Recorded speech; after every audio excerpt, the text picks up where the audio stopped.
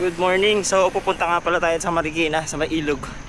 Chill ride lang tayo, patag lang to. So iniinsayo natin tong kasama natin para makasama natin siya sa long ride.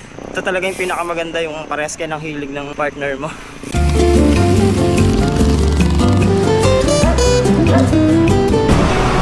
Sakyan na. Steady ka lang. Pag mga ganito, crisis, pandemic, walang masakyan, pinakamabisa talaga yung bike sa lahat. Nagiging magastos lang siya kapag puro ka-upgrade na hindi naman kailangan. Dito lang kami sa may SM San Mateo.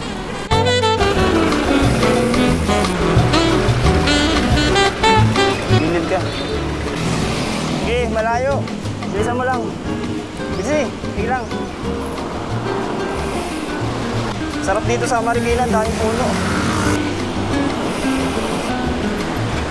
Ang lakas nung kasama kong marathoner. Sige, kaliwa. Oh. Daming pupunta sa Montalban, dumadayo. Kami naman nagsawa na sa Montalban kaya lumalabas kami. Malapit na kami lumiko. Kanan kami dito. May Marikina River muna. Let's go. Tingnan natin anong meron dito ngayon. Daming puno. Sige, baba ka dyan. Tingnan ko. Sarap dito.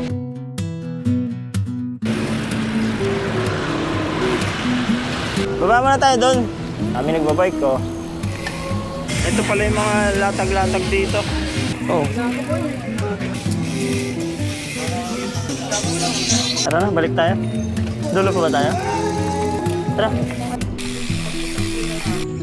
Punta kayo dito sa may dulo. Dito yung view na may bundok. Sarap dito magpahangin, oh. Maririnig mo yung mga ibon. Pwede kayong mag-walking, jogging, bike. Safe na safe dito. Ito yung tinatawag nilang date na ride pa. Pupunta muna tayo sa kakainan natin. At mabit tayo. Yan, meron kaming kakainan dito. Dito kami ngayon sa Yola.